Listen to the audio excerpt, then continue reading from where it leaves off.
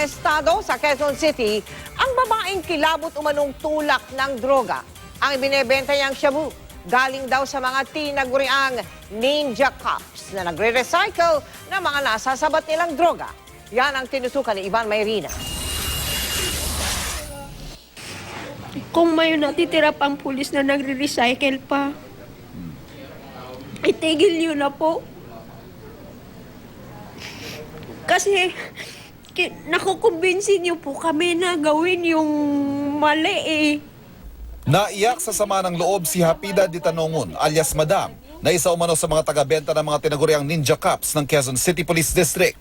Ninja Cops ang tawag sa mga pulis na ibinebenta muli ang mga nare-recover nilang illegal na droga mula sa mga operasyon. Nahuli si Di Tanongon noong October 2 sa kanyang condo unit sa barangay Doña Imelda, Quezon City.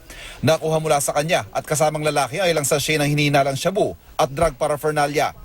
Isa sa mga sinasabing pinagkukunan ng drogang ibinebenta ni alias Madam, si Police Senior Inspector Ramon Castillo na napatay sa isa umanong engkwentro sa mga kabaro niya noong July 26. Marami pa raw ibang pinangalan ng pulis sa kasabwat si alias Madam na sinibak na sa pwesto o di kaya iniimbestigahan ngayon ng QCPD. Considered siyang high-value targets dito sa atin, considering na una, with her association sa police. Tubong Marawi City si Di Tanongon na gumagamit din daw ng alias na Happy Ampuan at Hapida Mangoda. 3 beses na raw itong nahuli pero nakakalusot dahil sa mga protektor daw na pulis. Pag-amin ni Madam, 2 hanggang 300,000 piso ang inilalabas niya sa bawat huli sa kanya. 3 times na siyang nahuli, pero nakapagpiyansa. So ibig sabihin, ang kasong pinapel sa kanya are bailable. Not selling but possession. And isa pa nga nabanggit niya na mayroong pagkakataon na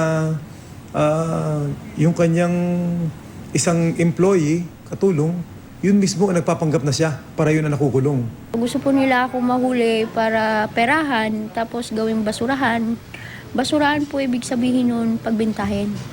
Noong Sabado, October 8, 3 drug suspect ang napatay at 2 pulis ang nasugatan sa isang buy-bust operation sa Bagbag, Novaliches. Kabilang sa mga nasawi, kinilalang si Leonardo Antonio o L.A. Kanahashi na ayon sa QCPD ay dating kasintahan ni Aurora Moynihan, kapatid na aktres na si Maritoni Fernandez. Ayon sa pulisya, posibleng may kinalaman ito sa pagkamatay ni Moynihan. We requested for ballistics examination for cross-matching kung yung nakuhang baril sa kanya, yun ba, may connection dun sa mga na-recovered na empty shell when we found the body of Aurora Moynihan. Ivan Mayrina, Nakatutok, 24 Oras.